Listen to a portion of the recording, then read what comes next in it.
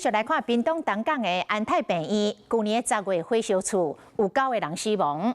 这把火嘛来烧出着病院将近5成的违建，因有院长，也就是立委苏清泉，以及病院本来的管理干部，嘛因为安尼犯着过失致死罪。检方昨传唤着苏清泉，了后以500万来交保。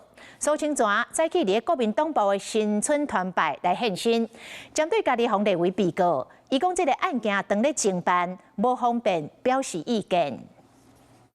朱委加油！立委苏清泉来到国民党屏东县党部的新村团拜，致辞的时阵讲出着家己心声。 居然会被被告，所以很厉害啊！讲感觉遗憾甲无奈，身为屏东东港安泰病院应有院长的伊，713年10月初3，病院发生着大火，造成9位人死亡。苏清泉因为涉嫌过失致死罪嫌，红得做被告。2月初5，去互检方传起问话了后，500万交保。现在还在侦办当中，所以我不方便透露细节。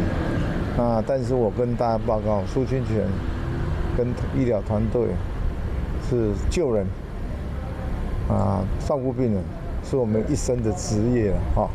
那医院要重新站起来。安泰病院这件火灾，也出着病院真侪位违建的事实，包括着打开始导火的电力供应中心，5层楼悬违建的面积来到1500多平方公尺，违建率超过3300%。 若史上上惨重地动的大楼，6层楼悬违建的面积4490平方公尺，违建率来到42%。屏东地检署的检察官讲，建筑法有提供营业使用属实的建筑物，其所有权人甲使用人违反建筑物合法的使用甲构造含设备安全的规定，而且佫害死人，认为苏清泉犯罪嫌疑重大。 专案小组承办的检察官后续就相关的事情调查病院违建，现怎会愈起愈悬，要找出事实甲责任的归属。